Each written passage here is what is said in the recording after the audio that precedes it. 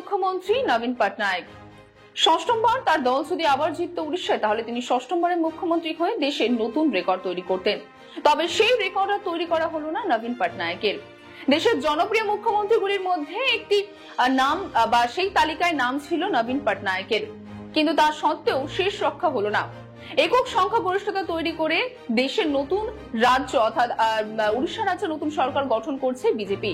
সেই দিক থেকে দেখতে গেলে সম্পূর্ণভাবে বিধানসভা এবং লোকসভা নির্বাচনে সম্পূর্ণভাবে ধুয়ে মুছে গেল নবীন পটনায়কের বিজু জনতা দল।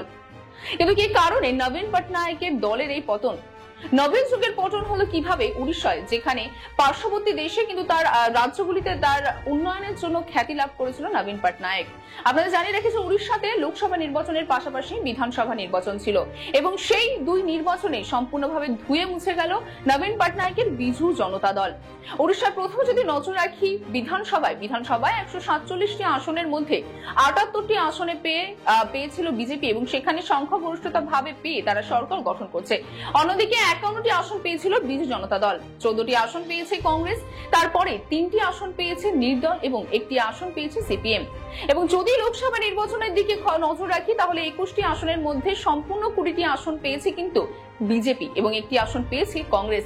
অর্থাৎ বলতে পারেন যে লোকসভা নির্বাচন এবং বিধানসভায় সম্পূর্ণভাবে ধুয়ে মুছে গেল নবীন পটনায়কের বিজু জনতা দল। কোন রকম কোনো অস্তিত্বই থাকলো না এই দলের আর উড়িষ্যার। বলতে গেলে সম্পূর্ণভাবে নতুন করে সরকার গঠন করছে, আধিপত্য জমিয়েছে বিজেপি, যেমনটা বিধানসভাতে ঠিক তেমনটাই লোকসভাতেও। কিন্তু কি কারণে তার দলের এই পতন সেটা আপনাদের জানাবো বিস্তারিত। প্রথমত, দীর্ঘদিন ধরে মুখ্যমন্ত্রী আসনে ছিলেন নবীন পটনায়ক এবং দীর্ঘদিন মসনদে থাকলে একটি প্রতিষ্ঠান বিরোধী হাওয়া ঠিক তৈরি হয়। তবে নবীন পটনায়কের ক্ষেত্রে দেখতে গেলে সেরকম কোনো হাওয়া কিন্তু জোরালো হয়েছিল না। তবে বিশ্লেষকদের মতে এটা মনে করা হয় যে নবীন পটনায়কের যে সংগঠন ছিলেন সেই সংগঠন কিছুটা হলেও দুর্বল হয়ে উঠেছিল। অন্যদিকে ক্ষমতা বৃদ্ধি পাচ্ছিল, অর্থাৎ ক্ষমতায় দাঁড়িয়ে উঠছিল বিজেপি। কিন্তু নবীন পটনায়ক বিজেপির এই সংগঠন বৃদ্ধিকে তেমন একটা গুরুত্ব দেননি বলেই অনেকেই মনে করছেন তার দলের ভেতর থেকে, যেটা তার দলের পতনের ক্ষেত্রে অনেকটাই দায়ী বলে তারা মনে করছেন। তারপরেই চলে আসবো যে নবীন পটনায়ক যে বিষয়, দ্বিতীয় যে পয়েন্ট নিয়ে আমরা কথা বলবো সেই বিষয় হলো যে নবীন পটনায়ক যে খুব একটা বেশি জনতার মধ্যে থাকতেন তা কিন্তু নয়। অর্থাৎ কিন্তু তার উন্নয়নমূলক কাজের জন্য উড়িষ্যাবাসীরা কিন্তু তার পাশে দাঁড়িয়েছিল। সুতরাং বলতে পারি যে সরকার চালানোর ক্ষেত্রে কিন্তু অনেকটাই আমলা নির্ভর হয়ে উঠেছিলেন নবীন পটনায়ক। ঠিক বলতে গেলে নির্দিষ্টভাবে একজন তামিল আমলা ভিকে পান্ডিয়ানের উপর খুব বেশি নির্ভরশীল হয়ে উঠেছিলেন নবীন পটনায়ক, যা উড়িষ্যাবাসীরা কিন্তু ঠিকভাবে নেননি। অর্থাৎ উড়িষ্যাবাসীর কাছে কিন্তু সেই বিষয়টি নিয়ে ভুল বার্তা পৌঁছেছিল এবং লোকসভা নির্বাচন এবং বিধানসভা নির্বাচনে বারবার প্রচারের সময় বিজেপি কিন্তু বারবারই এই নবীন পটনায়কের কথা তারা তুলে ধরে, নবীন পটনায়কের সঙ্গে যে রয়েছেন ভিকে পান্ডিয়ান, সেই ভিকে পান্ডিয়ানের ঘনিষ্ঠতা কিন্তু তারা বারবার তুলে ধরেছিল এবং ফলাফলে আমরা বুঝতে পারি যে উড়িষ্যার বাসী সেই ঘনিষ্ঠতাকে ভালোভাবে নেননি। কারণ ফলাফলে আমরা দেখতে পেরেছি যে লোকসভা নির্বাচন এবং বিধানসভায় কিন্তু তারা বিজেপিকে জয়ী করেছিলেন। তবে তার পাশাপাশি আমরা আরেকটি বিষয় যেটি গুরুত্বপূর্ণ সেটি হলেন উত্তরসূরি।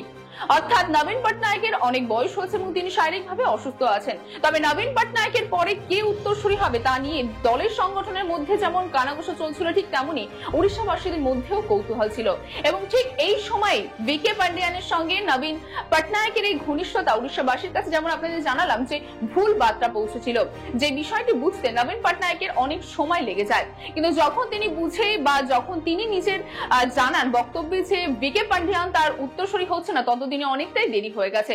ততদিনে 3 দফার ভোট সম্পূর্ণ হয়েছে, 1টি দফার ভোট বাকি চলছিল এবং ঠিক সেই সময় কিন্তু তিনি জানান যে ভিকে পান্ডিয়ান তার উত্তরসূরি হচ্ছে না। কিন্তু তারপরে আপনারা বুঝতেই পারছেন কি তার মধ্যে কিন্তু ইতিমধ্যে ভোট বলতে গেলে অর্ধেকের বেশি সম্পূর্ণ হয়ে যায়। তো মানুষ নবীন পটনায়কের ঘনিষ্ঠতা ভিকে পান্ডিয়ানের সঙ্গে ভালোভাবে দেখছিল না, ভালো চোখে দেখছিল না, তা আপনারা বুঝতেই পারছেন এবং তার জন্য কিন্তু একটি নবীন পটনায়কের এই বিজু জনতা দল নিচে নামার বা ভেঙে পড়ার পিছনে কিন্তু এই কারণটি উল্লেখযোগ্য।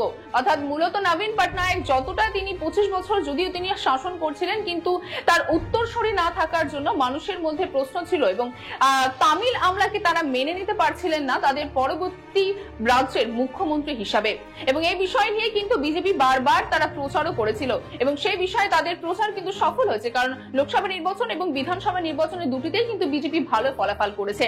তবে এখন দেখার বিষয় যে এই ফলাফলের পরে বিজেপি কিভাবে সরকার চালাচ্ছে এবং তার পাশাপাশি আপনাদেরকে এটাও জানিয়ে রাখি যে তামিল আমলা বিকে পান্ডিয়ান ইতিমধ্যেই কিন্তু রবিবার একটি প্রেস কনফারেন্সের মাধ্যমে তিনি জানিয়েছেন তিনি সক্রিয় রাজনীতি থেকে সরে যাচ্ছেন।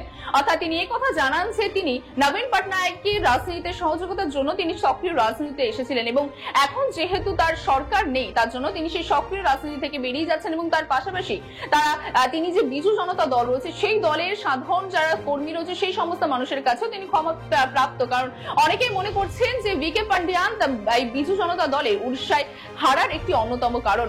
তবে এখন দেখার বিষয় যে 25 বছরে যে রাজ্য বিজু জনতা দল নবীন পটনায়েক চালিয়ে গেছেন সেই রাজ্যের হাল এখন বিজেপির হাতে। বিজেপি সেই রাজ্যকে কিভাবে চালাবে বা উড়িষ্যাবাসী বিজেপিকে কতটা ভালোবাসবে বা বিজেপির পাশে কতটা দাঁড়াবে সেটাই দেখার মতো।